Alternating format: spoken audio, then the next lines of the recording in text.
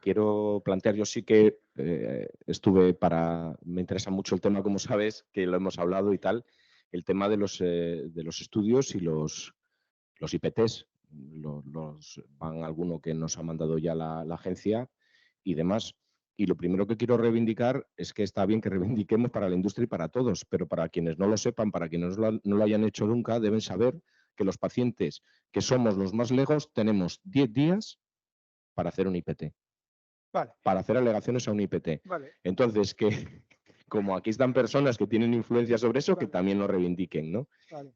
De verdad que les preguntemos a ellos que han trabajado todos con el IPT, que era la gran promesa que teníamos hace unos años y que hemos visto que es una ayuda, sí, en posicionar, sí.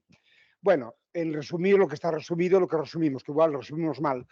Pero sobre todo se ha convertido en un instrumento de demora también, ¿no? Tardamos también tanto tiempo que tenemos que actualizar el IPT cuando está casi caducado.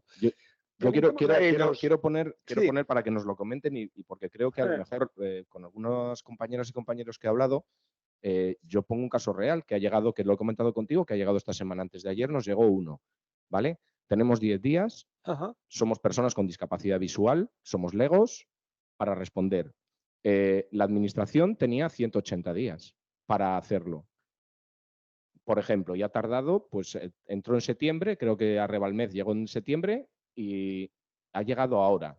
Es decir, tenemos también un problema burocrático, que es lo que yo quisiera plantear, y eso yo creo que tiene que ver, por ejemplo, con los problemas presupuestarios, ¿no? De recursos disponibles en la propia administración pública o en las comunidades autónomas, me refiero, porque al final es compartida la responsabilidad. Y si me permites, igual pasa lo que te ha dicho la doctora Pineros, de que te informan un poco mal y tarde, fuera del proceso. Cuando ya te informo, ya está todo hecho. Te paso para que me digas si estás bien o estás mal. No a nivel inicial, para discutir contigo, con el grupo de pacientes sensible, dónde vamos.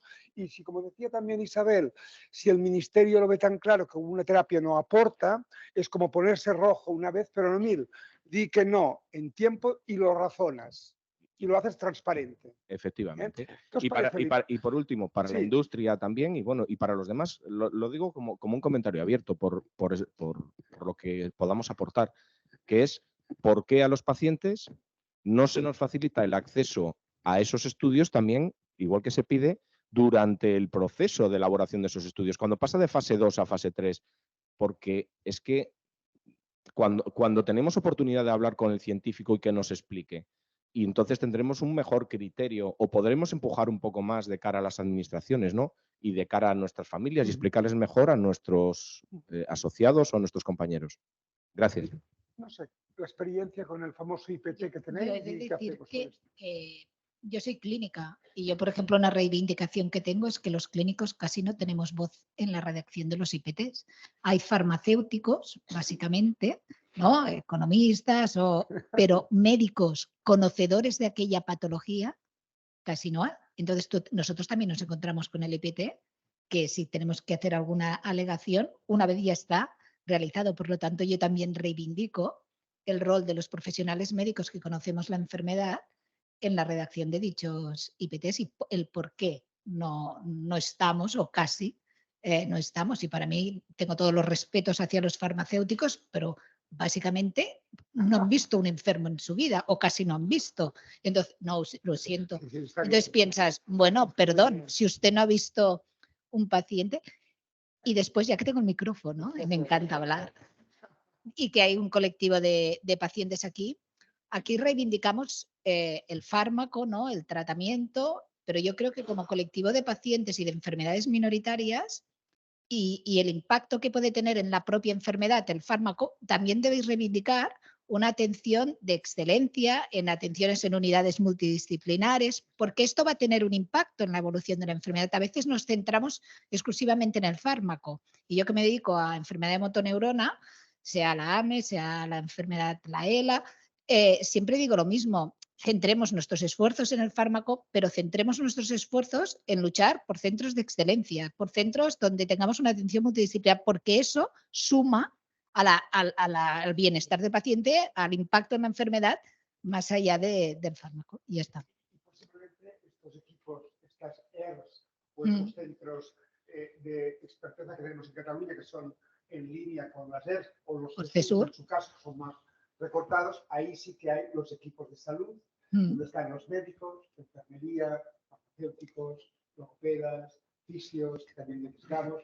Ya es una visión más integradora, ¿no? Claro, yo bajo mi punto de vista, en las enfermedades minoritarias, cuando hablamos de estos fármacos, ¿no? que tienen un precio elevado y que queremos ver, ¿no? qué respuesta tiene el paciente en la evidencia a tiempo real, más allá del ensayo clínico, pues esto suma a una atención, es decir, no es solo el fármaco, es una atención multidisciplinar, pues dependerá de la patología, ¿no? Con rehabilitadores, con logopedas, con nutricionistas, con neumólogos, es un equipo de gente que va a impactar más allá del fármaco en la respuesta, ¿no? No sé si... Que sepáis que mañana ya dejamos el medicamento hasta aquí hoy, todo el día, vamos a echar, y mañana vamos a terminar exactamente como decíamos, vamos a ver los planes de salud un poquito, cómo se integran y cómo ya tenemos una visión un poco más amplia fuera solo del acceso al medicamento, porque si no sería como mutilar parte del programa. No entraremos en las pensiones, discapacidad y todo eso, que es otro curso, otro dominio. Pero sí que veáis esta parte complementaria de la salud, cómo manejamos los expertos, los centros y cuál es su mandato, que es tratar de forma global, integrada, integrativa, toda la enfermedad y, por tanto, todas las consecuencias que se derivan. Es más, filosóficamente es mucho más potente. Más yo en relación del IPT que tenéis en tu rodaje. En relación a lo que comentaba Mónica, reivindico exactamente lo mismo que dice Mónica. Yo soy farmacéutica. No, pero que se tendría que tratar desde equipos mucho más multidisciplinares y tener en cuenta que un paciente no es una etiqueta, tiene tal enfermedad, o un paciente no es, se toma tal medicamento. El paciente 1 se toma el medicamento 2. O sea, hay un conjunto de cosas que también favorecen o no favorecen, y eso a veces ni se engloba en las fases iniciales de ensayos clínicos, ni en tomar decisiones o en los IPTs. Y para mí tiene que haber una visión muchísimo más holística. El paciente no es un número, una etiqueta. Lo que decía Mónica, no te puede impactar con otros profesionales, pero bueno, ¿y cómo estás en casa? O a nivel psicológico, o a nivel de movilidad, fisioterapeutas, o a nivel nutricional, o problemas en el trabajo, no lo sé, etcétera, etcétera. Esto ya quedaría muy apartado, ¿no? Pero falta una visión totalmente holística. Sí, no, yo obviaré que soy farmacéutico después de lo que ha dicho Mónica también y que... bueno,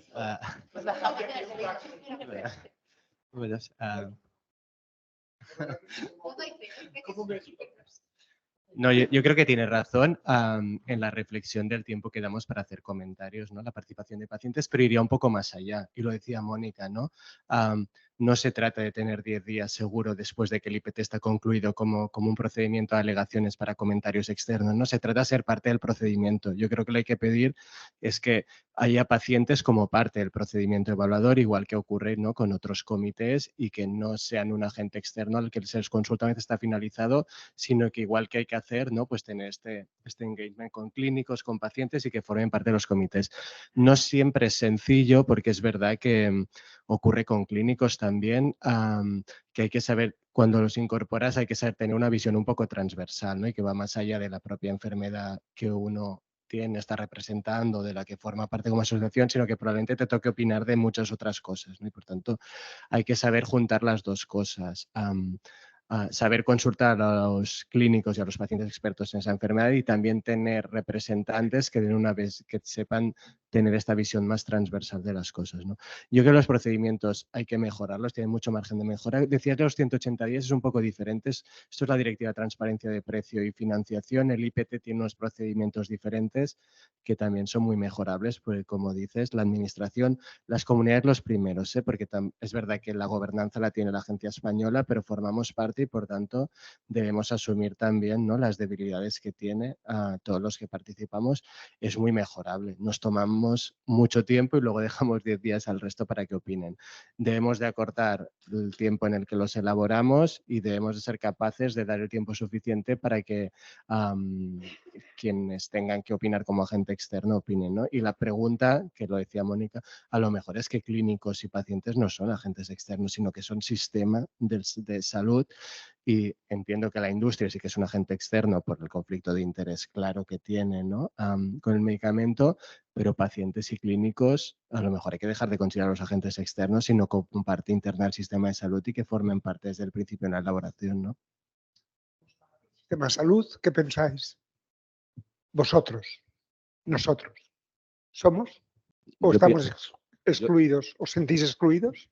yo Pregunto, ¿eh? tengo Podéis contestar cualquiera, ¿eh? tengo una teoría sobre el centro, el paciente en el centro. Estamos en el centro como en un rondo de fútbol, ¿vale? Que no pillamos el balón, ¿vale? El que llega nuevo y no pillamos el balón. No somos el nodo de estar en el centro. Esa es Bueno. la sensación que yo tengo. O sea, no somos un nodo de influencia, sino que tenemos que cazar la influencia. Una pregunta. Algunos de vosotros me habéis comentado que recibís el IPT de esta manera en 10 días, que es lo que comentaba Manel y Mónica, y me imagino que alguien más va a comentar también. Y me dijisteis, algunos, y del curso pasado también era lo mismo. No sabemos qué responder y entonces consulto con el médico que es más próximo mío, él me dice 4 cosas y envío esto. Claro, sí y no.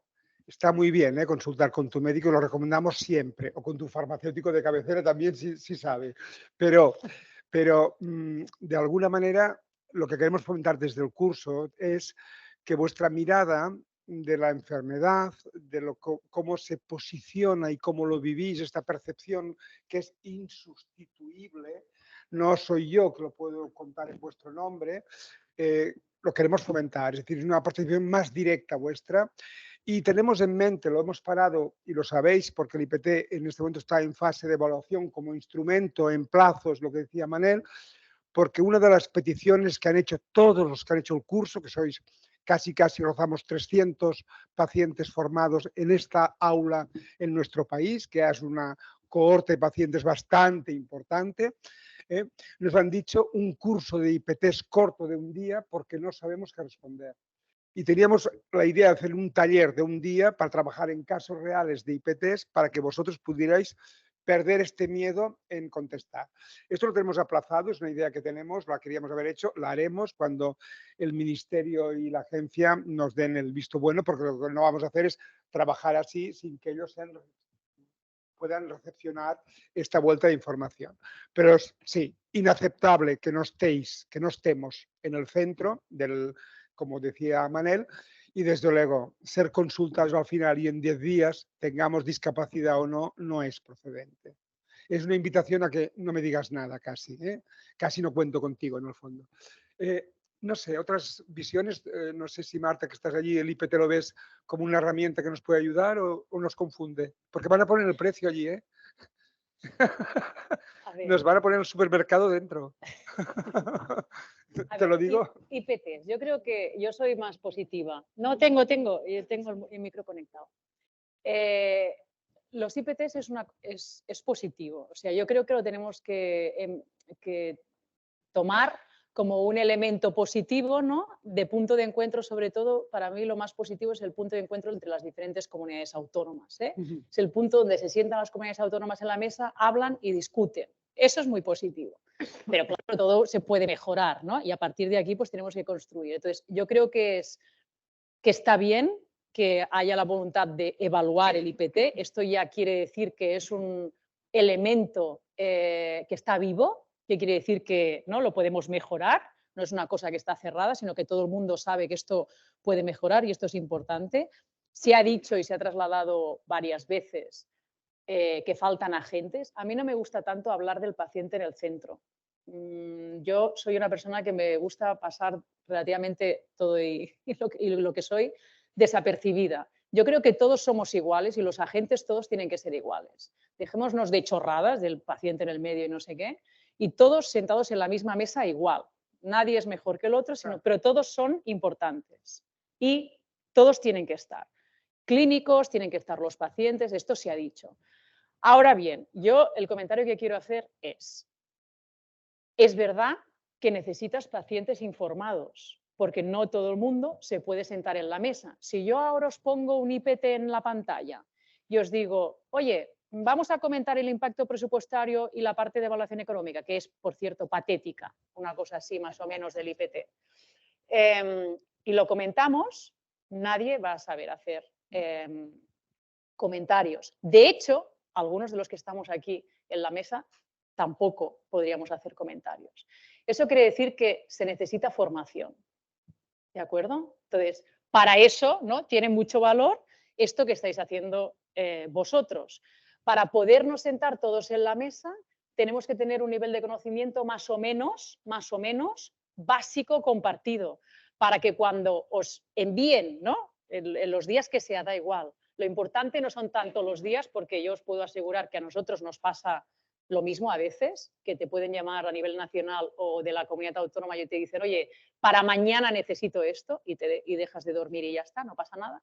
No están bien los plazos, correcto, no son equilibrados, pero bueno, es igual. Lo importante es que os lo envían, ¿no?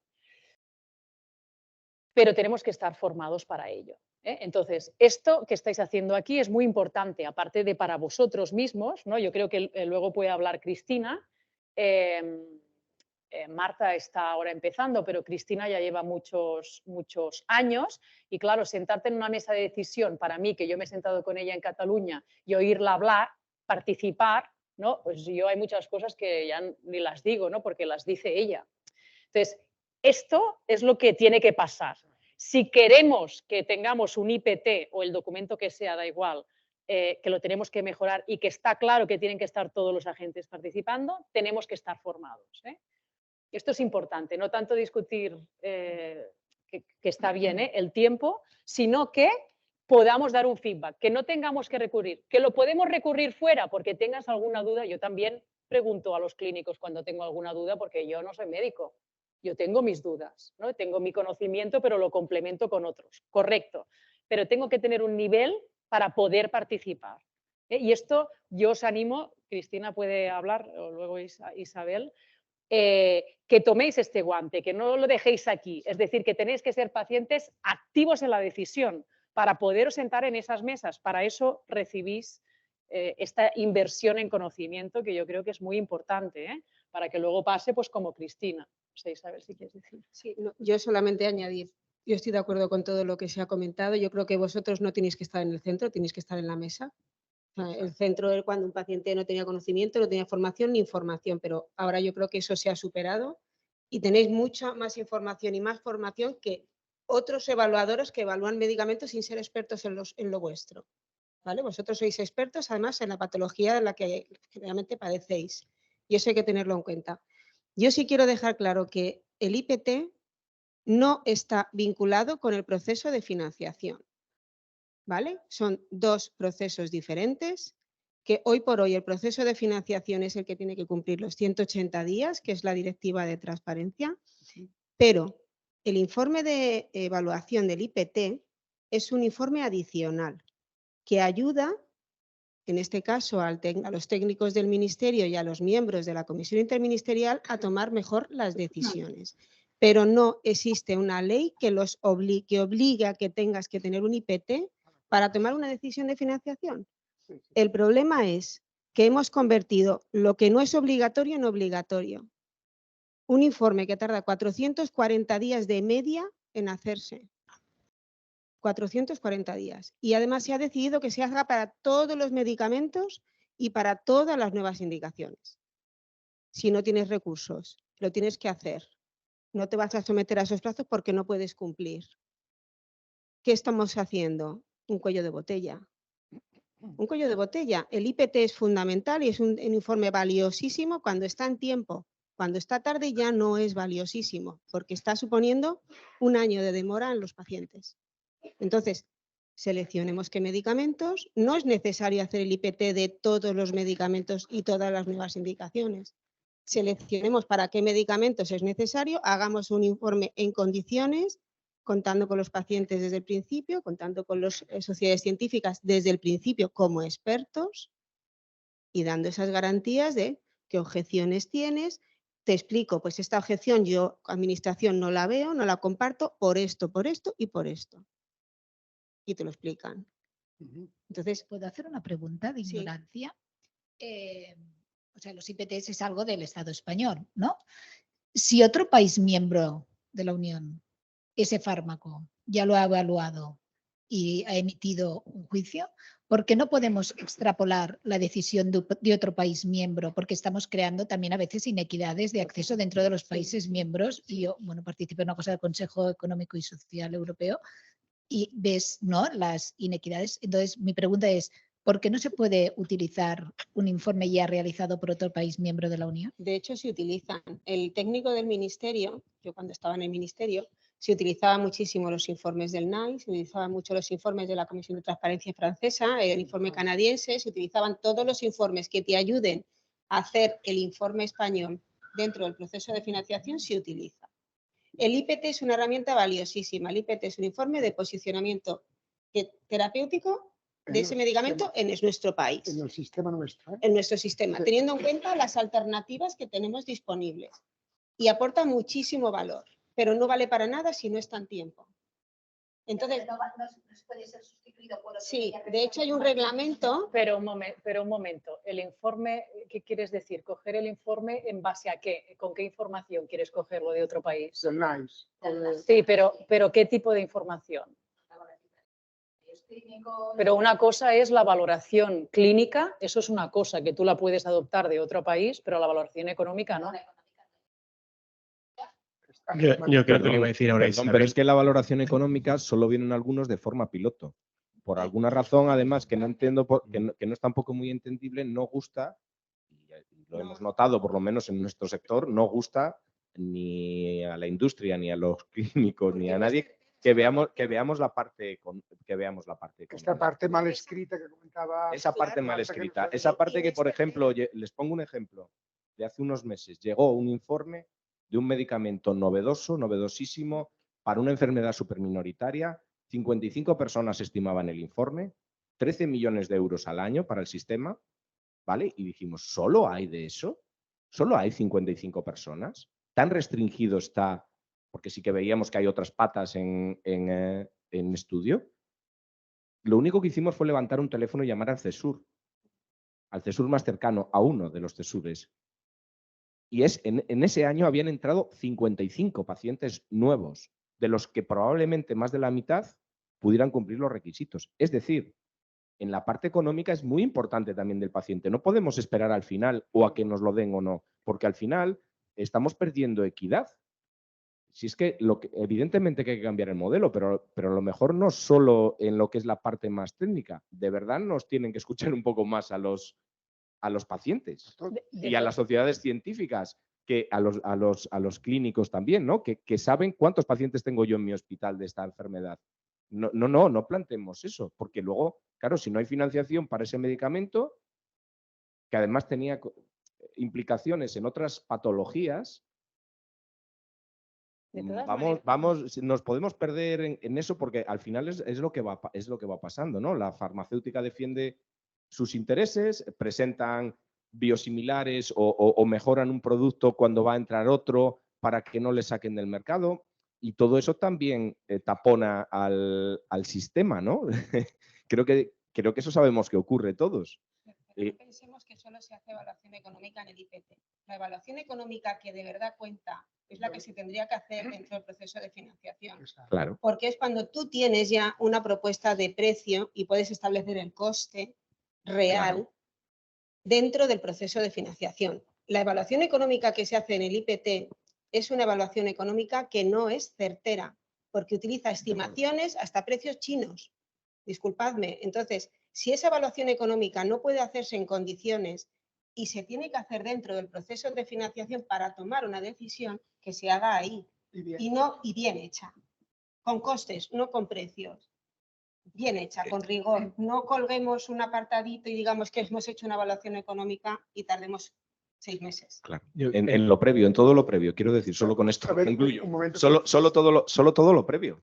En el proceso previo también podemos entrar a valorar y hasta que las farmas digan cuáles han sido sus costes y sus periodos de amortización. Si hasta eso, en el coste real, descubramos el sistema de salud y descubramos el sistema de farmacológico, ¿no? Yo creo que eso sería lo justo. Yo coincido con Marta y con Isabel que el IPT es muy importante porque es el primer elemento que te dice cuál es el valor terapéutico de un fármaco, de una intervención, y uno esperaría que en un sistema racional el precio que piden para un medicamento tenga una relación con el valor que aporta en términos terapéuticos. Yo estoy de acuerdo con Marta Isabel, es muy importante tenerlo a tiempo.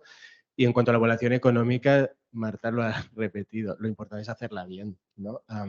Si es en el marco del IPT, si es en el marco del ministerio, bueno, lo podemos discutir, es parte del procedimiento, es necesario para dar para aceptar precios que sean sostenibles a medio y largo plazo para el sistema y que guarden relación con el beneficio que acabarán teniendo los pacientes.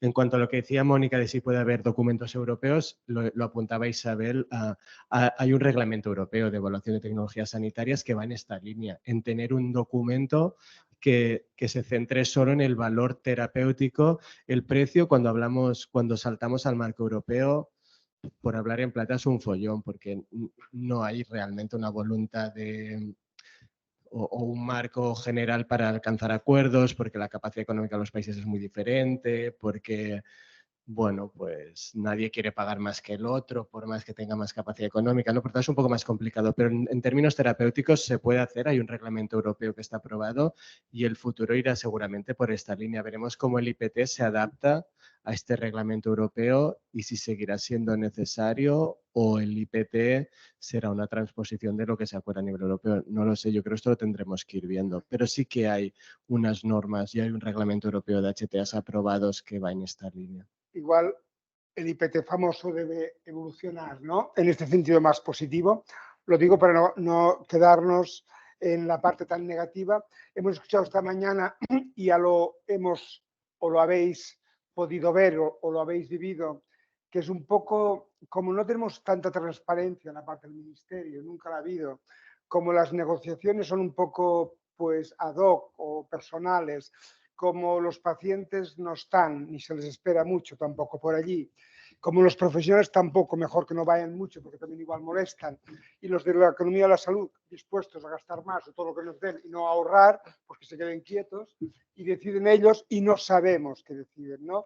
Pero sí que lo ponemos en positivo y yo creo que tenemos que el IPT es un instrumento que nos puede servir, que pacientes y profesionales deberían estar mucho antes en el proceso. Esto enlaza mucho con lo que decía Isabel, si este país, que será una pregunta que te vamos a hacer ahora, si es factible incorporar desde la industria un diálogo sincero, no lo sé, pero transparente. Yo no sé si sinceridad, pero transparente y muy temprano, y no esperar tan tarde que entonces vamos todos al cuello, al precio o al impacto presupuestario.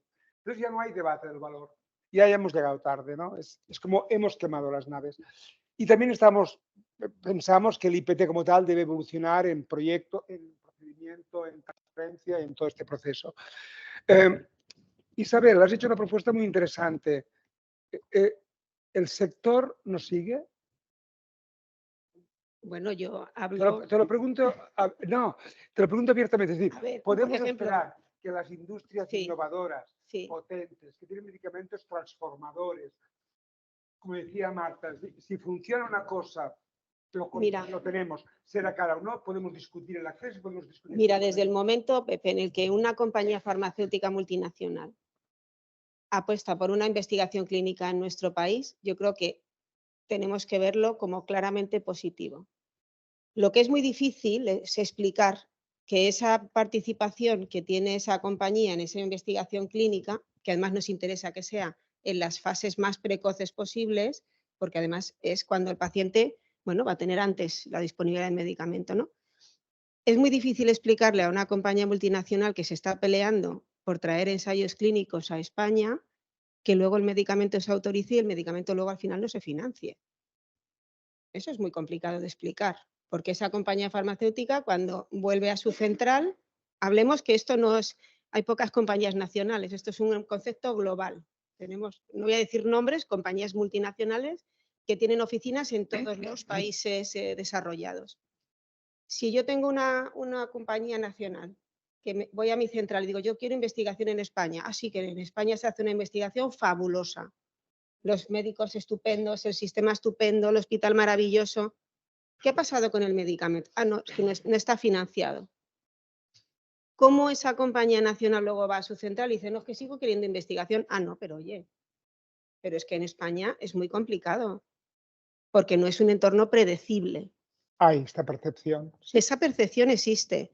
La parte que comentabas tú de la investigación, efectivamente, y ahora cada vez más, y eso es un proyecto de Farmaindustria, los pacientes son formadores de pacientes que entran en ensayo clínico. Es que es fundamental la figura del paciente informado y que forme y que ayude a otros pacientes, incluso en colectivo pediátrico, a entrar en ensayo clínico. Y eso es algo que se tiene que conseguir. Pero pensemos que un ensayo clínico no es un ensayo clínico en España, no, es que ese ensayo clínico tiene una pata en España, otra en Francia, otra en Italia, otra en el Reino Unido. No es un ensayo clínico solo en España. Entonces, Isabel, las compañías que estamos en un mundo global y que no son de capital español, muchas pocas, ¿no? Que son internacionales o americanas, lo que sea, cuando hacen, cuando intentan negociar de alguna manera, yo no sé si, y te lo pregunto abiertamente, yo no sé, porque a veces responden ellos, la casa matriz nuestra no nos lo permite. Entonces, claro, te quedan con las ganas de decir, pues no vengas a negociar, que venga alguien de la compañía matriz tuya, esté donde esté, o que te den unas instrucciones bien, porque estamos perdiendo tiempo todos, ¿no? Pero vuelvo otra vez a mi primera intervención. ¿Quién quiere los medicamentos? Todos. Pero ¿quién es el que tiene el medicamento? La compañía farmacéutica. ¿Quién es el que quiere el medicamento? La administración tiene que querer el medicamento. Entonces, ¿quién tiene la potestad de poner los criterios? La administración. O sea, la administración, en base al sistema sanitario que tenemos, es decir, bueno, yo tengo unos criterios para tomar la decisión de si financio o no financio el medicamento y yo con esto me voy y se lo digo a esta empresa. Y la empresa que tiene el medicamento dice, pues yo puedo estar en España, no puedo estar en España. Y si no llego, pues, oye, será alguien de pura responsabilidad. Pero de entrada, ¿quién quiere el medicamento? Es que parece que es la compañía farmacéutica la que viene ofreciendo los medicamentos, yo creo pero que no debe ser así. La administración lo que quiere es procurar la mejor estado de salud para todos los ciudadanos a los que atienden. Y eso puede incorporar intervenciones en forma de medicamentos o no. Depende del medicamento, depende también de, como decía Marta, de la posibilidad que tenga ese medicamento, esa administración sanitaria de incorporar el medicamento al precio que se lo están pidiendo, porque yo creo que la imagen de la cama ha quedado muy claro, ¿no? Hay el presupuesto que hay, que por cierto no lo respetamos, que siempre se sobreexcede el gasto meritado respecto al presupuesto, es decir, un presupuesto blando, por decirlo de alguna manera, no se cierran. En Cataluña cerraríamos los hospitales en octubre, más o menos, si nos restringiéramos estrictamente al presupuesto, porque ni para noviembre ni para diciembre tendríamos dinero para ejecutar. Por tanto, es un presupuesto relativo. Y se va a déficit si hace falta para procurar la atención sanitaria que merecen los pacientes. Por tanto, es un reto, ¿no? Yo creo que la administración lo que quiere es el mejor estado de salud para sus ciudadanos y a veces incorpora medicamentos y a veces no. Y cuando mezclamos la investigación con la asistencia, yo creo que son cosas un poco diferentes. Se hace mucha investigación en España porque el sistema de salud, con todos los déficits que tiene, es bueno y porque tenemos profesionales de excelencia. Esto es así. Y por eso también hay una situación de ganancia por las dos partes cuando una compañía viene a hacer un estudio aquí. Yo estoy de acuerdo con Isabel que lo que necesitamos son normas predictivas, ¿no? Y transparentes y que todo el mundo sepa por qué decimos que sí o por qué decimos que no y a ser posible que lo hagamos rápido, ¿no? Que es la parte del procedimiento que tenemos que arreglar. Pero son cosas diferentes la investigación que la asistencia ordinaria. Solo desde el punto de vista de una multinacional. Yo de compañía farmacéutica. No puedes, o creo, que no se puede enviar el mensaje de se hacen ensayos clínicos en función de si el fármaco luego va a ser. Esto es un mensaje totalmente erróneo. Perdón, y menos en minoritarias. La industria farmacéutica está interesada, pues como bien dice Manel, porque y yo en mi hospital llevamos 6 ensayos clínicos para una patología minoritaria y de empresas muy grandes. Es decir, las empresas están interesadas porque aquí hay un nivel de excelencia a nivel clínico y somos capaces, y años nos ha llevado a demostrarlo de cara hacia afuera. están interesadas sobre todo en patología minoritaria, en hacer ensayos clínicos más allá. Es decir, yo, por ejemplo, ahora estoy en un board latinoamericano para abrir ensayos clínicos en Latinoamérica, porque la propia industria está, y allí la accesibilidad al fármaco no es fácil después, a posteriori, pero has de ampliar, y sobre todo en minoritarias, para poblaciones diversas, más allá de la población caucásica, de de Europa, de Estados Unidos, Australia, Canadá y tal. Es decir, no creo que sea un factor limitante a la hora, o no se puede enviar el mensaje de un factor limitante si el fármaco luego se va a aprobar a la hora de que un país sea considerado. Yo me refiero nada más, desde el punto de vista de compañía farmacéutica que tiene tu ensayo clínico con unos expertos, especialistas que están en el ensayo clínico, investigadores, y luego no es un éxito que ese medicamento no esté financiado y ese clínico que ha participado como investigador en ese ensayo clínico no pueda prescribirlo para los pacientes. Si funciona bien. Si funciona bien, ¿eh? Por eso me refiero. Sí, funciona, porque después tenemos las regulatorias de que nosotros tenemos fármacos aprobados por la FDA o por la canadiense y que la EMA no lo ha aprobado. Es decir, luego ya seguirán sus regulatorias. Si funciona, evidentemente. Como compañía. Perspectiva, compañía farmacéutica. Y pues un poco como Mónica. Hay un comentario de Cristina. Tenemos una pregunta de unos compañeros online también que nos siguen, que casi nunca nos olvidamos un poco de ellos. No sé, Cristina, si quieres hacer un comentario, y preguntamos a Paco, que también era miembro de la CFT, que lo está escuchando y quiere formular una pregunta. Hay un tema que no ha salido, que es el tema de seguridad, que te dicen, si lo ha aprobado la EMA es que hay seguridad, pero los pacientes donde ponemos realmente la mirada es en los efectos tóxicos, en los efectos adversos de esas medicaciones. Y fijaros que nadie ha hablado de este tema hasta ahora. A nosotros nos toca tomar los medicamentos, por tanto, el balance a la hora de decidir si un medicamento tiene valor o no, la otra parte es qué efectos adversos comporta el medicamento. Y esto es nuestra aportación principal. Es donde hemos de poner la mirada y es donde podemos cambiar la valoración de un medicamento. Bien, por esta reflexión. Paco, bienvenido. ¿Nos escuchas? Sí, ¿me oís a mí? Sí, perfecto. ¿Tienes alguna pregunta que sea sweet, como dicen los ingleses en dandy? Justamente Cristina me parece que me ha dado un poco la entrada al tema que quería opinar, que se habla mucho de ir adelante con los IPTs, que los procedimientos sean mucho más rápidos, los pacientes lo pedimos así, que los procedimientos sean más rápidos, pero los pacientes tampoco nos olvidamos de lo que ya apuntaba Cristina, que es la seguridad y la eficacia.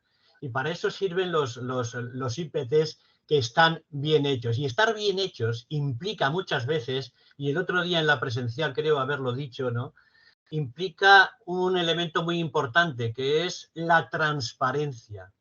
Porque la exigencia a la transparencia que le pedimos a la administración no tiene la misma intensidad que la que le pedimos a los laboratorios.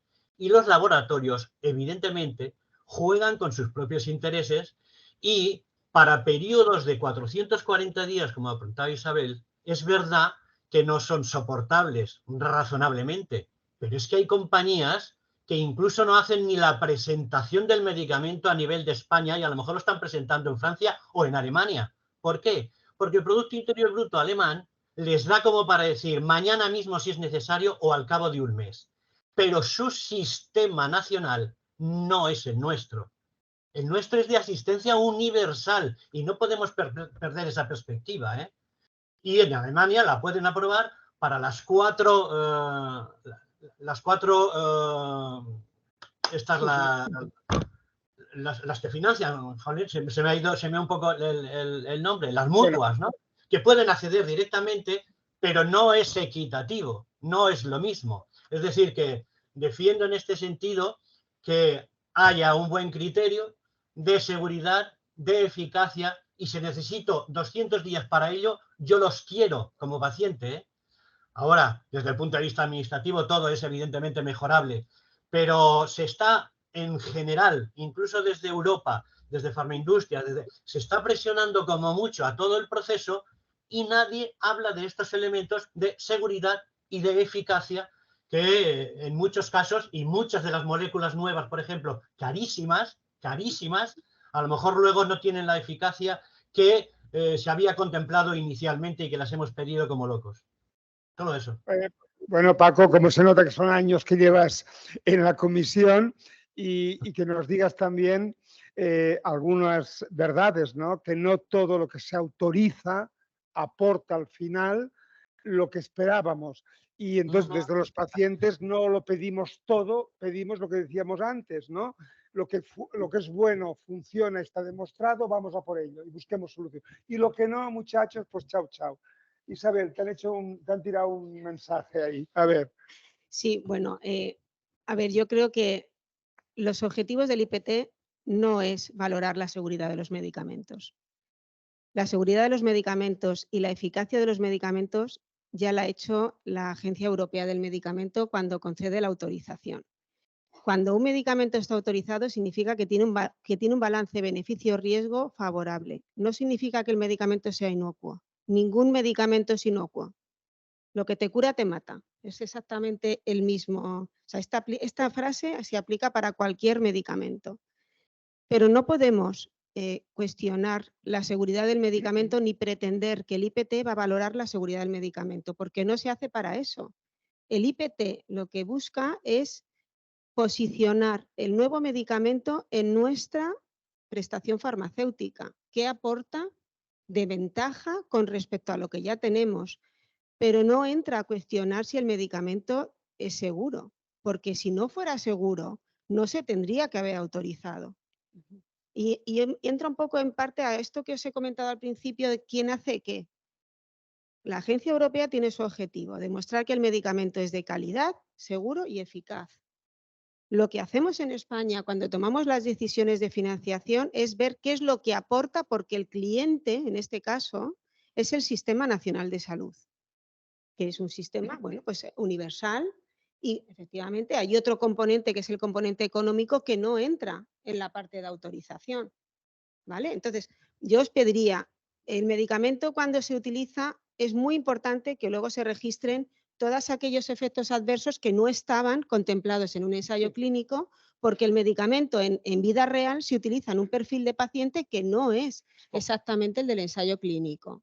Ayer hicimos con la doctora Morros una hora de farmacovigilancia para insistir la importancia post-autorización. Yo creo que aquí es la importancia del papel de los clínicos, es decir, yo siempre digo lo mismo, estamos hablando de enfermedades minoritarias y de grupos de clínicos que van a ver estos pacientes. Entonces es importantísimo cuando lo llevas a la vida real, donde el enfermo, como bien dices, no cumple los criterios de inclusión de exclusión de un ensayo clínico y es otro perfil de paciente, pues la obligación de los clínicos y la obligación de la administración es pedirnos a los clínicos, oiga, haga usted un seguimiento, evalúe las escalas, evalúe efectos secundarios, evalúe datos de analíticas, y vayamos siguiendo y vayamos viendo realmente qué es lo que está pasando, porque como bien dices, bajo mi punto de vista, la evaluación de los ensayos, la evaluación de eso ya la ha hecho la Agencia Europea del Medicamento, ya ha regulado en este sentido y ahora ya tengo este fármaco y este fármaco lo quiero dar a los pacientes que padecen dicha enfermedad. Y ya yo, como experta clínica en esa enfermedad,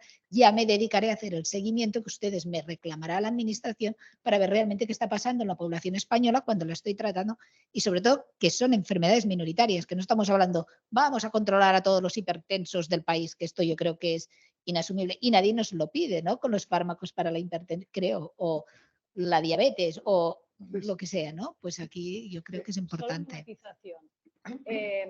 Cuando hablamos de la autorización autorización de la EMA, una de las cosas muy importantes, que esto tampoco lo hemos dicho y es muy relevante, es el comparador. La EMA lo compara con el no hacer nada o con el caso, o sea, con el placebo. Y Isabel lo decía muy bien, ¿no? Lo que se quiere es posicionar el medicamento en referencia a lo que ya hay. Os lo digo porque la EMA, la información que da, que puede dar, ¿no? Hace lo fácil. Esto lo comparo con el placebo, con el no hacer nada. Pero luego en la toma de decisiones en la mesa, tú lo tienes que comparar no con el no hacer nada. Es decir, que lo que hace la EMA no sirve para mucho, quiero decir, entre comillas, ¿eh? Bueno, Marta, no digas yo. Marta. No, ¿podré decir lo que yo quiera o no? Para tomar decisiones no sirve para mucho. Sirve en referencia al valor clínico que pueda tener comparado con el no hacer nada. En medicamentos o en enfermedades que sean minoritarias, es verdad que hay enfermedades minoritarias que no hay nada más. Entonces coincide. Pero cuando tú tienes, coincide o no, porque al final estos pacientes se les está haciendo otras cosas que se debería comparar. Pero cuando tú tienes otras comparaciones, no tienes el valor, el beneficio clínico adicional relevante, que es lo que estás buscando. Al final, a mí lo que me importa no es que me comparen con el caso base o con el placebo. A mí lo que me importa es que me comparen con lo que yo hay, con lo que me va a aportar de más. Para eso yo quiero financiar. ¿O no? Sí, pero Antonio lo explicaba ayer con el balance beneficio-riesgo, ¿no? O sea, que tengamos claro eso, ¿eh? A ver, un momento, para no...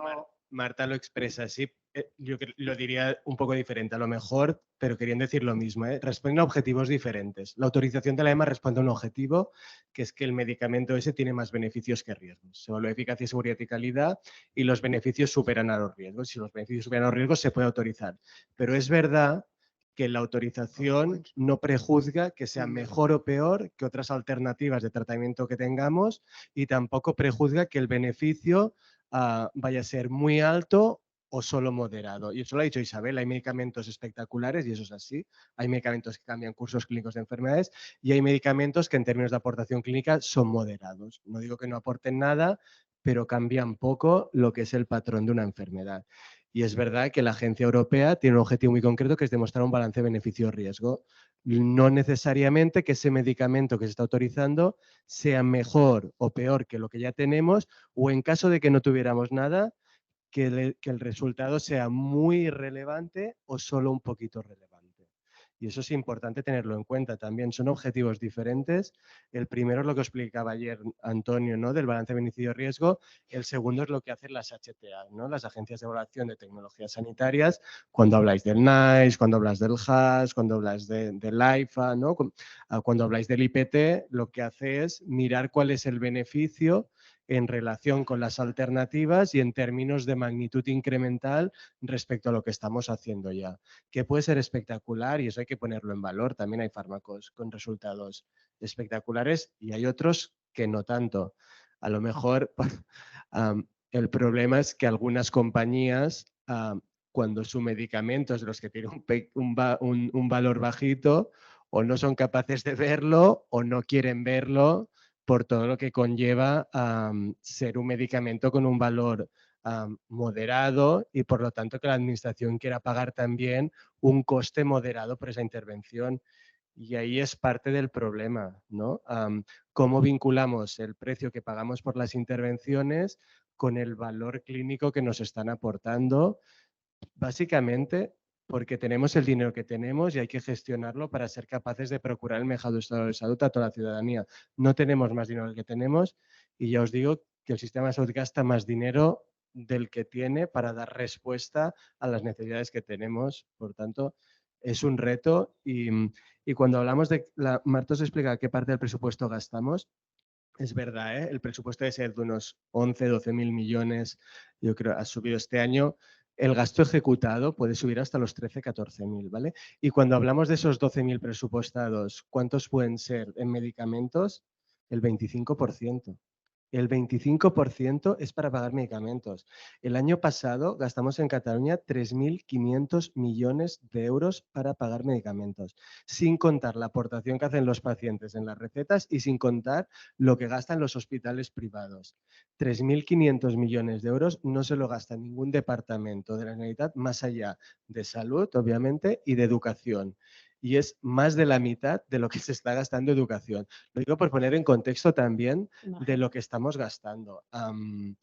Y yo creo hay que poner en valor al sector industrial porque es capaz de dar soluciones terapéuticas muy relevantes en muchos casos, pero también creo que hay que alcanzar acuerdos que permitan hacer sostenible el sistema a medio plazo y yo creo que el sistema de precios actual no es sostenible.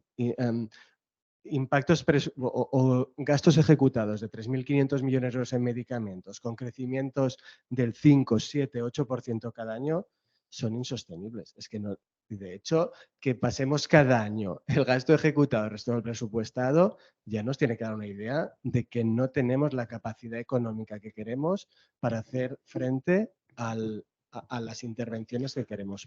Marta, ¿hay otro escenario posible aquí? Porque es que si no, parece que entramos en una especie, hemos dicho antes que un poco zoco sí que lo es todavía, transparencia no tenemos, pero el futuro no puede ser un poco diferente a nivel, sino aquí a nivel internacional. ¿Hay alguna pista que nos puede...?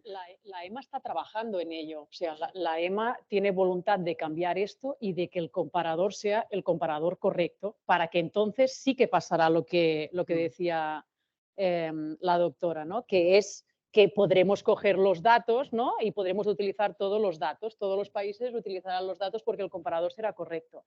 Ahora lo que pasa es que, claro, cada país tiene que montárselas como puede para hacer las comparaciones que puedas con los datos que tienes de con qué te vas a comparar y con lo que no.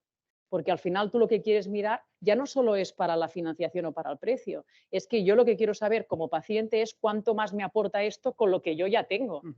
Porque, oye, si yo me estoy tomando una medicación o no, depende de los dos casos, ¿eh?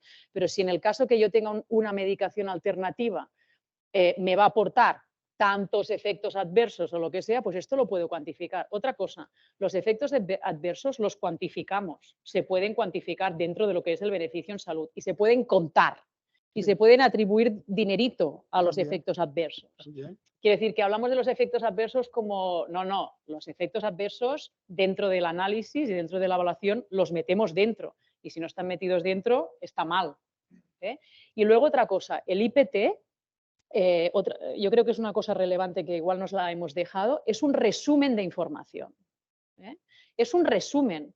No quiere decir que únicamente se tenga en cuenta esa información para tomar la decisión o para informar la decisión.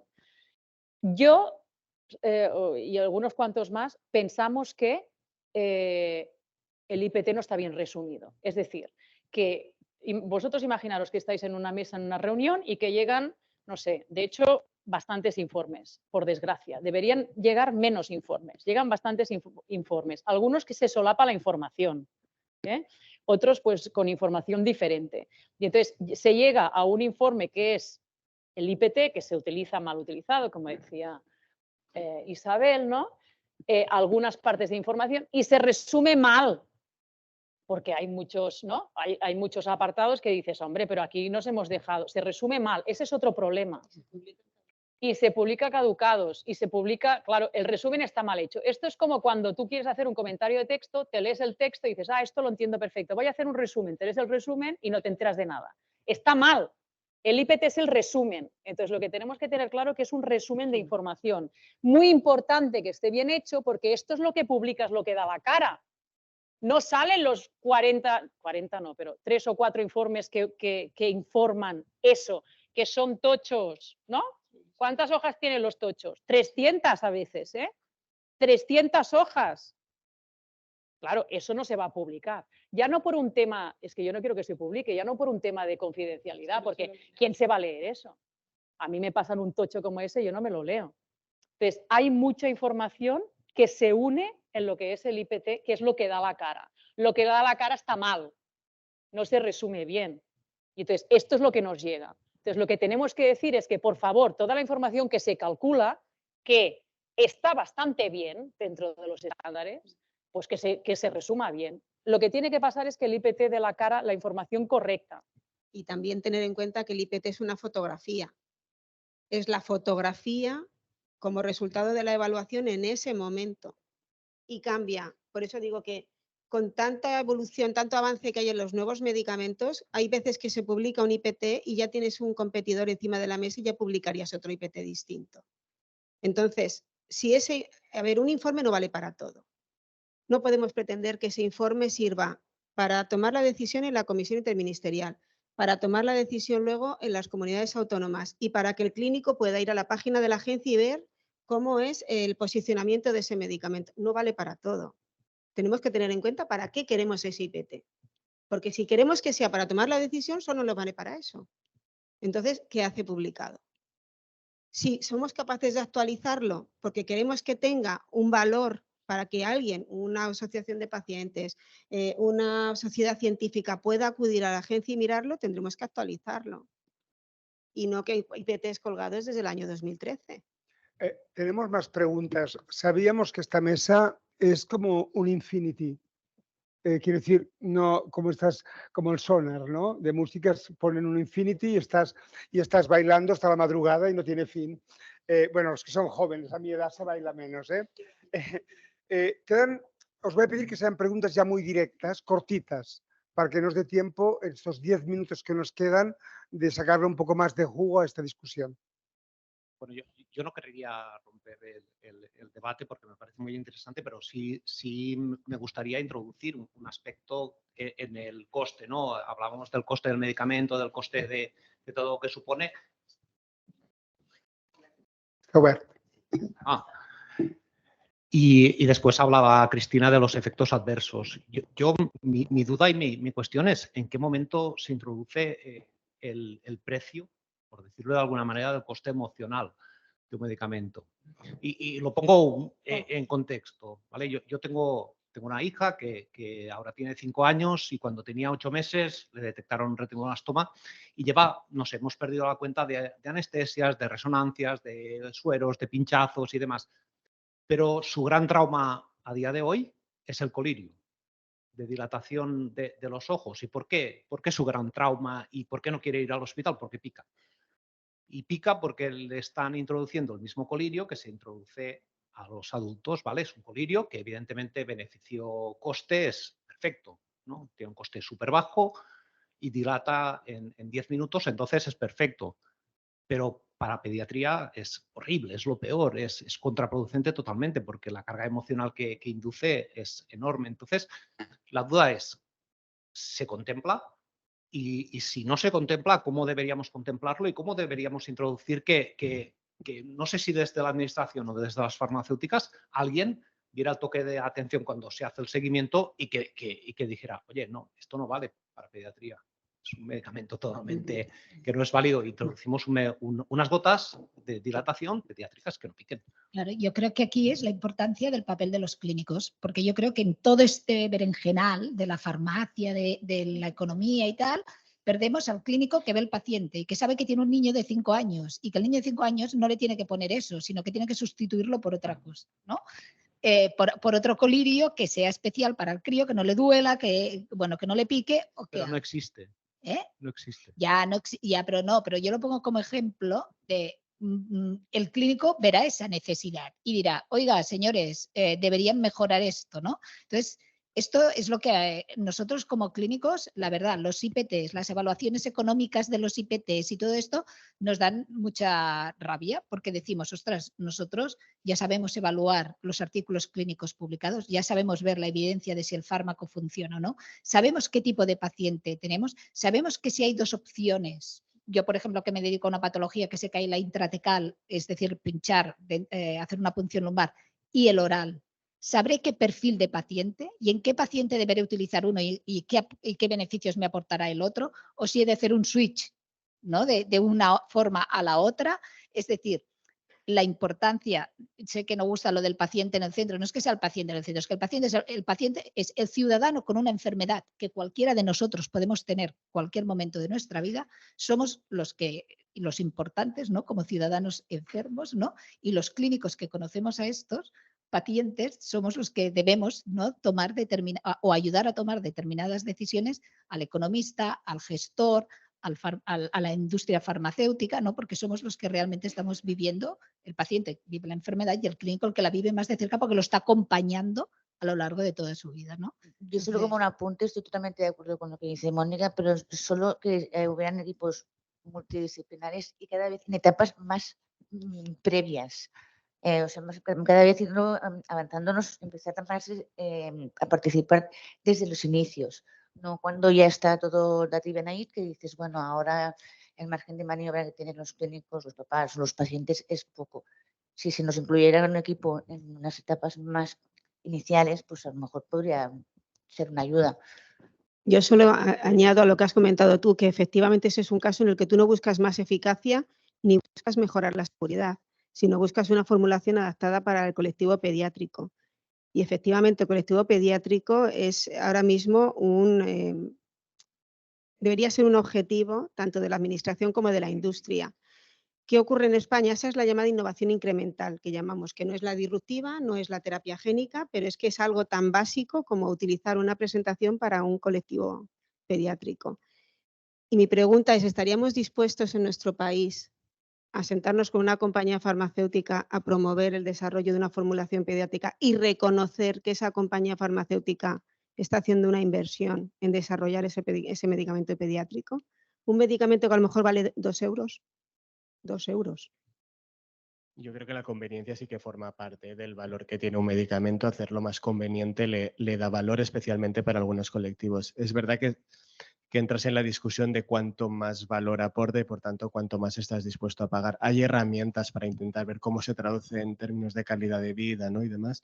Creo que es un reto. Sabéis que hay una regulación pediátrica también europea que ha tenido un éxito bastante pobre y se está revisando, ¿no? Es un reto adecuar el uso de los medicamentos a la población pediátrica y desde el 2006 hay regulación específica que no ha terminado de arrancar a pesar de que se han intentado dar incentivos en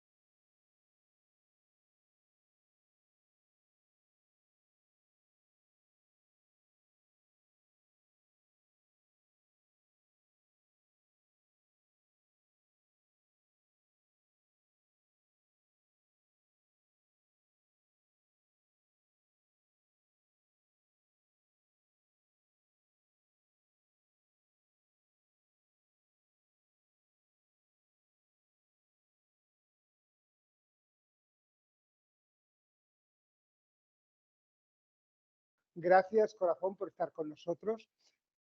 Estarás en la próxima. Más ideas, más creatividad y moviliza al sector, corazón.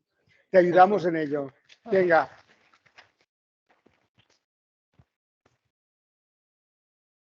Perdona, No, estaba diciendo que la regulación pediátrica se está revisando porque es verdad que ha tenido... Es una prioridad, ¿eh? La regulación pediátrica nace justamente de estas disparidades, de que siempre pensamos que con el adulto, dijimos otro día, nos vale todo. Pues no, hay colectivos que sin esta regulación especial, pues hoy no tendríamos adaptaciones o medicamentos de uso pediátrico o habríamos bajado muchísimo. Y en las enfermedades minoritarias, huelga decir que como el 80%, 70%, es igual, varían las cifras, son de base genética, ya deducimos que el impacto, de hecho hay 6.000 de ellas más o menos, que afectan básicamente en niños pequeños, ¿no? Por tanto, cuando hablamos de huérfanos, no es que la condición ya es huérfana porque no tiene padre ni madre, por eso se llaman huérfanos, pero es que además también son niños pequeños y además son, en muchos casos, enfermedades graves de mal pronóstico que acaban pues costando la vida del afectado o realmente una discapacidad muy notable, ¿no? Nos queda muy poquito, César. Si eres sweet and dandy, como dicen los británicos, welcome. Otherwise... De hecho, es una lástima que se haya ido Isabel porque era para ella, ¿ves? Un poco... ¿Ves que son listos? Sí, era un poco para ser abogado del diablo, porque ella nos da una visión, pero hay otra visión que quizás debiéramos conocer con datos, con D mayúscula, oficiales. Medicamentos huérfanos. Primero, empecemos por nuevos datos. Hay más de 11.000 enfermedades raras registradas en Orfanet al día de hoy. Sí. Ya cambió la cifra, ya no son 8.000 ni las 6.000 que se hablaban de antes, son más de 11.000. Número uno, de esas 11.000, apenas un 5% menos tienen un medicamento en el mercado, lo que significa vacío terapéutico para las 95% restantes. No hay nada.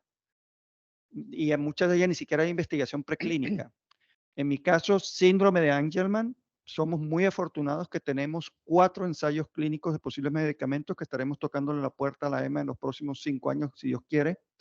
3 de ellos están ya aquí en Cataluña, en ensayos clínicos, en Valdebrón, Partaulí y otros, Joan de Dieu. Van a comenzar también el tercero en Madrid, perdón, en Hospital Puerta de Hierro, y hay Virgen de Rocío en Andalucía, para poner un poco el contexto. En medicamentos huérfanos, en este estudio bello del Ministerio de la Dirección General de Servicios, de la Cartera de Servicios y Farmacia, de los 111 que digamos, hay 131 aprobados en la Unión Europea entre 2016 y 2021. De esos solamente 20 no están en España porque sencillamente la industria decidió no comercializarlos en España. O sea que entienden que no es decisión solamente de administraciones. La industria también decide que no quieren venderla aquí porque no sé, somos muy pobres, no queremos pagar los precios, lo que sea.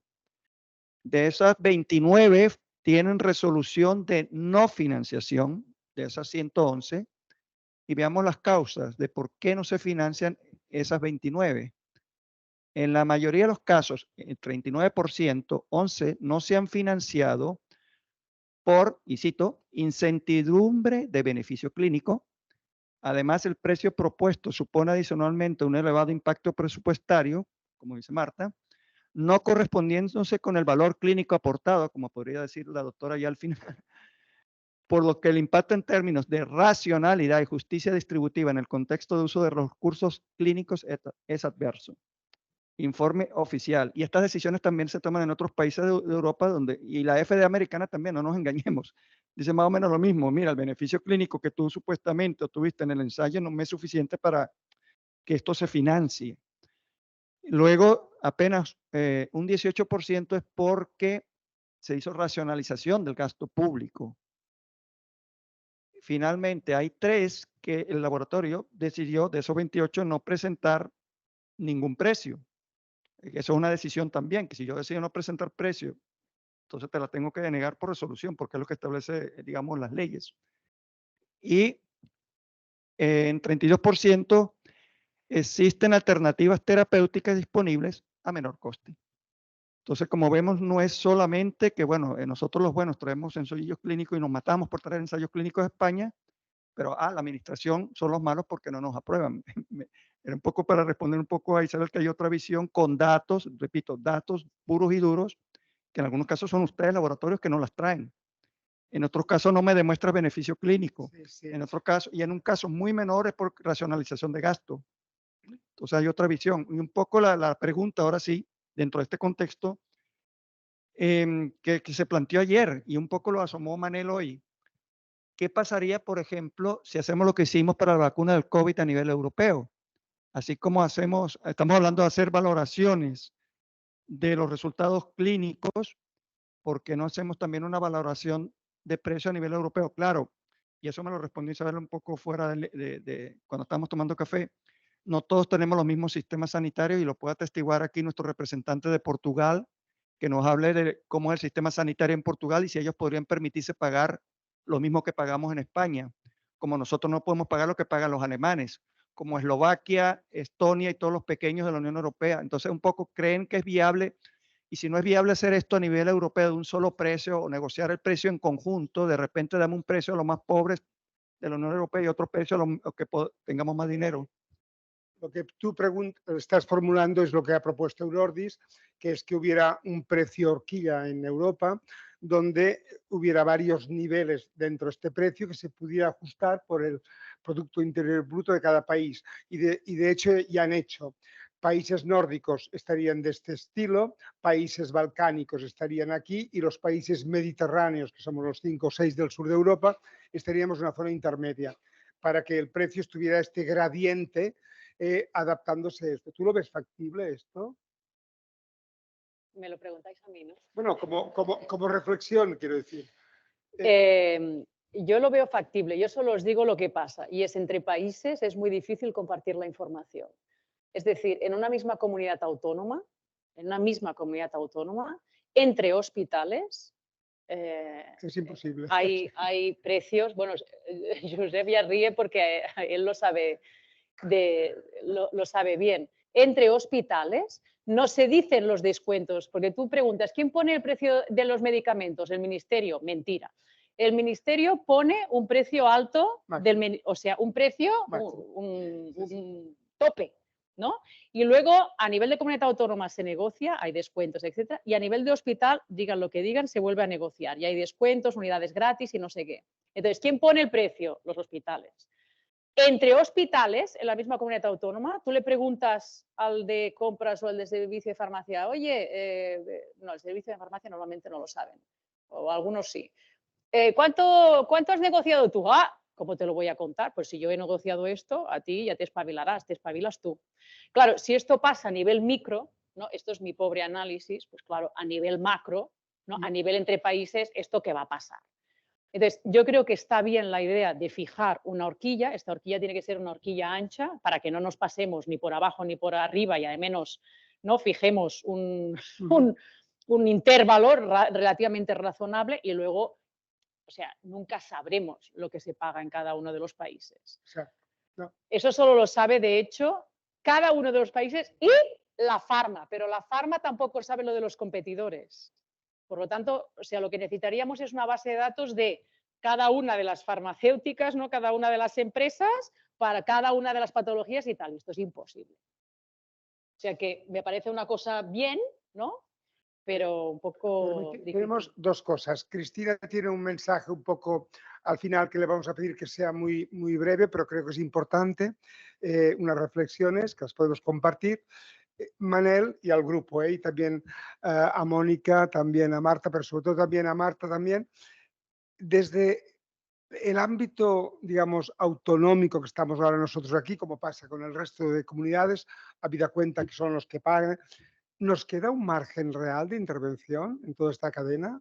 Pregunto, ¿o es que es una cocina que nos tiene que venir casi toda hecha desde arriba?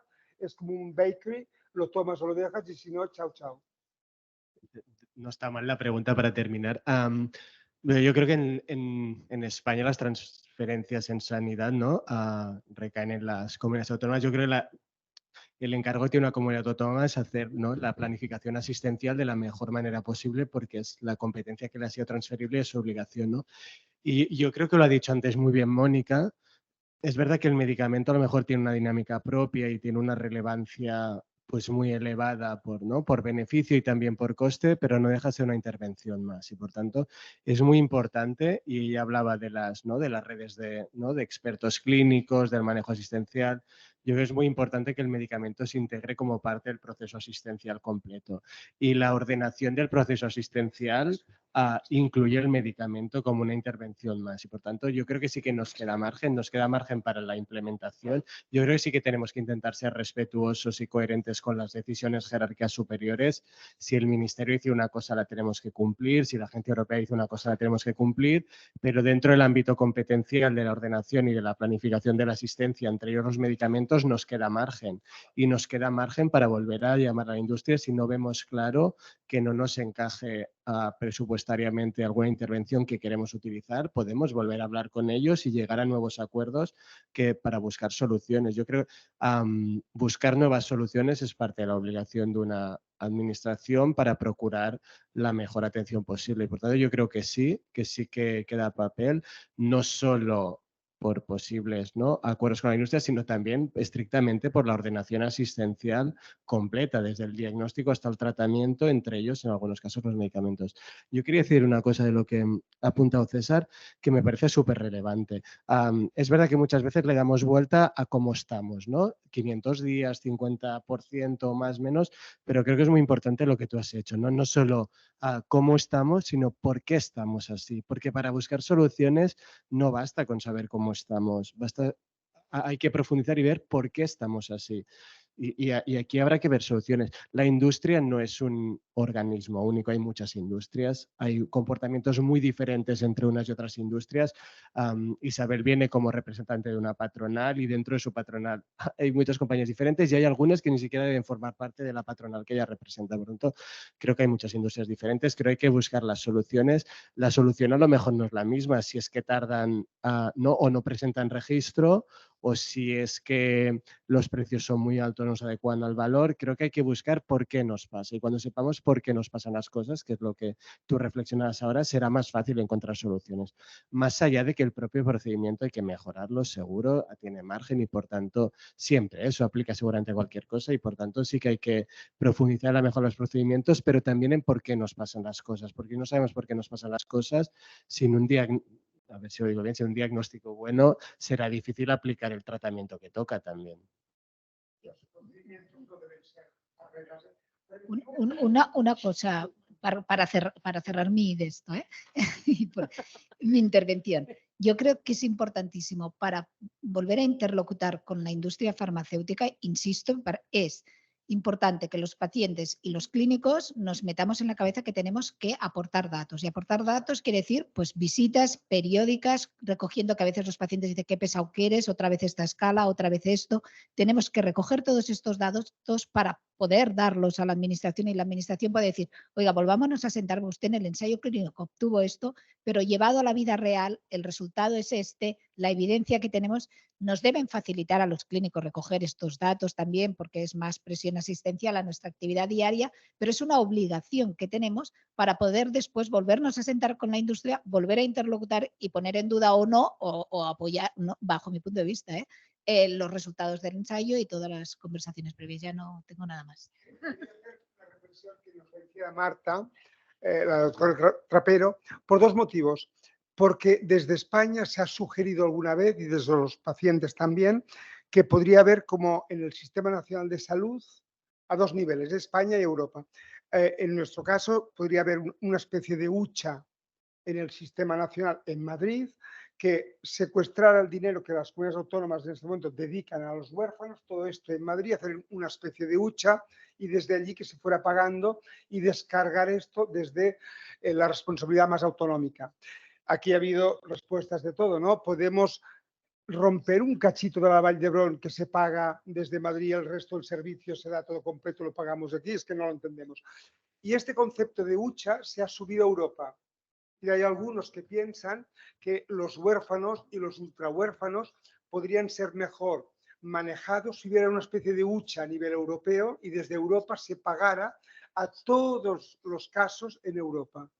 Esto, no sé, a nivel de economía, a nivel de globalización, a nivel, no sé, es como un paso adelante y dices, vaya putada, o es A ver, mi opinión personal. Sí. Todo es posible, o sea, organizativamente esto se puede hacer, ¿vale? El problema es, el único problema que no es un problema pequeño, es qué pasa si esto lo hacemos para este tipo de medicamentos y vienen los oncólogos y te piden lo mismo. ¿Qué pasa si luego vienen los de cardio y te piden lo mismo?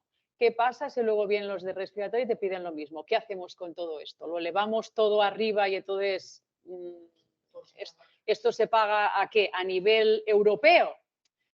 Claro, esto tiene cosas positivas y negativas. Como más cerca, como el presupuesto, como más cerca se decide de dónde pasa la decisión, ¿de acuerdo? Más eficiente eres. Como más lejos de donde sucede, ¿no?, el problema o existe la situación, menos eficiente eres. Si tú empiezas a elevar hacia arriba, pierdes eficiencia porque no tienes la visión de que pueda tener un clínico en una comunidad autónoma. Aquí en la comunidad autónoma de Cataluña y en cualquier otra, pues tienen, ¿no?, cuando hay alguna cosa de la ELA, pues llaman a Mónica y le dicen, oye, tal, no sé qué. Claro, esto es la cercanía, eres más eficiente, conoces mejor lo que pasa a los pacientes. Si lo elevas para arriba, se pierde esto. La humanización de lo que es, ¿no?, el problema, esto se disuelve totalmente. Entonces, yo no lo veo muy factible. Y luego, segunda cosa, aquí hay un tema político. O sea, hay un criterio político, que es que si yo dejo ir parte de mi presupuesto, pierdo el control del presupuesto.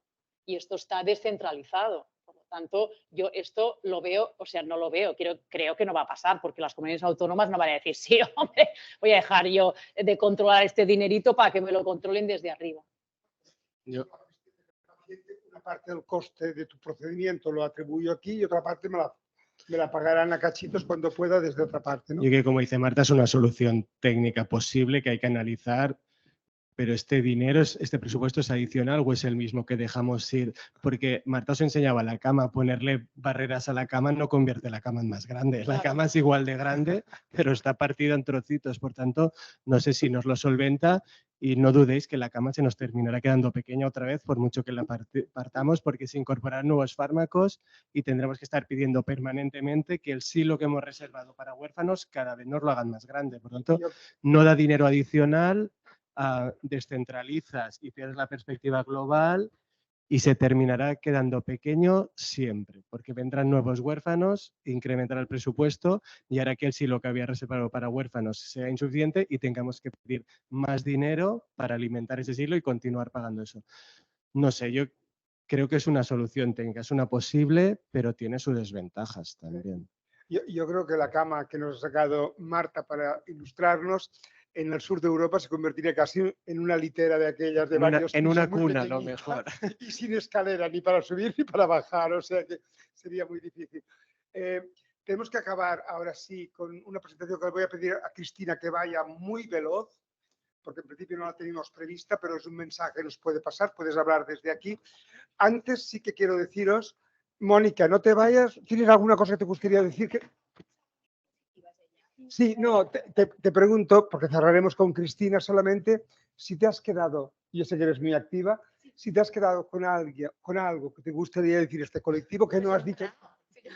Pues bien, como mensaje final a los cuatro. El clínico con el paciente bien. tenemos voz, más allá de la administración, la economía. Y yo, si te entiendo, es no quieres que perdamos la comunión que tiene que haber, que siempre ha existido y debemos preservarla entre profesional de la salud y el paciente. Y después insistir mucho en que, como bien han dicho ellos, el medicamento es una parte de la asistencia. ¿Dónde están los fisios? No ¿Dónde están? Porque a veces a mí me pasa, pacientes que quiero el medicamento, perdón, es que hay más cosas. Más cosas. ¿No? Que y algunas en su enfermedad y algunas más útiles. El medicamento demostrado por publicaciones científicas. De acuerdo. Se puede ir, Marta, amiga, gracias. Manel, mensaje tuyo desde la experiencia que tienes, que hemos trabajado en Europa los dos, a nivel español está en la CIM también, y a nivel de Cataluña es uno de los pilares que tenemos, que evalúa y que está en el ámbito también en los dos lados. ¿Alguna reflexión al colectivo de pacientes? Yo reafirmar el compromiso que tiene la Administración para incorporar todas las intervenciones que aportan valor. Es el objetivo de la Administración, procurar el mejor salud que podamos para los pacientes, y eso incluye los medicamentos, especialmente los huérfanos, donde muchas veces no hay alternativas. Creo que nos hace falta diálogo entre todos los agentes del sistema, la industria, la administración, pero como decía Mónica, los pacientes y los profesionales. Yo creo que solo a través del diálogo y de buscar soluciones entre todos seremos capaces de incorporar todos los fármacos que aporten valor y que contribuyan a cambiar, ¿no?, la salud y a mejorar el bienestar de la gente. Yo creo que ese es el reto que tenemos, buscar soluciones y hacer lo posible para procurar, ¿no?, incorporar todos estos fármacos que seguro que contribuirán a la atención de los pacientes. Y aquí estáis los pacientes también. Yo creo que, no sé si Cristina lo comentará o no, también Marta, creo que sois muy importantes. Creo que contribuís con una visión complementaria a la que tenemos los profesionales, que es muy relevante y que aporta mucho valor para tomar las mejores decisiones. Y no siempre necesariamente para incorporar fármacos. A veces incluso puede ser para no incorporarlos, pero creo que es fundamental. Que algunas veces igual decimos que no.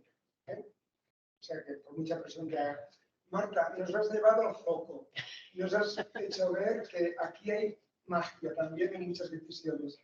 Sé que eres positiva y que miras al futuro con ganas. ¿Alguna reflexión que nos movilice un poco a todos en esta línea más positiva, pero no tanto araquídeo que lo hacemos?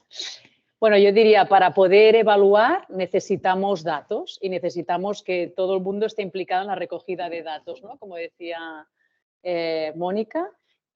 No veáis la administración, y esto yo creo que sí que es importante, no veáis la administración como un paso más allá, sino que estamos todos conectados, ¿no? Esta visión del paciente, el clínico, el que toma la decisión, el farmacéutico, todos estamos caminando hacia el mismo lado de la manita, nadie es más importante que el otro, todos somos iguales y todos participamos en la decisión. Y nada, animaros a que seáis, yo ya veo por allí alguno que está apuntando futuros Cristinas, futuros Martas, futuros Pacos, Pacos también lo tenemos, ya habéis visto cómo habla, pues este es el tipo de pacientes que tenéis, si no lo sois ya, que yo no lo sé, pero probablemente sí, pues tenéis que ser, esto es lo que necesitamos para tomar decisiones informadas. Muchas gracias a todos. Ya pueden marchar que ya.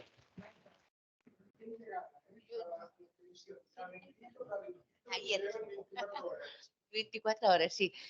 Nada, yo no quiero añadir mucho más a mis compañeros y sobre todo el hecho de aprovechar estas oportunidades como el Summer School es una oportunidad de oro gracias aquí a todos los organizadores de la plataforma, al PEP, a la Yolanda, bueno, todos, de que son cursos muy potentes y esto es una herramienta que luego nos permitirá ir haciendo pues, nuestros pinitos para colaborar, sobre todo con la administración, con las farmas y todo, ¿no? Que esto es un curso fantástico y que, bueno, pues animo a que le deis caña. Mira, yo el año pasado estaba aquí y ayer estaba aquí.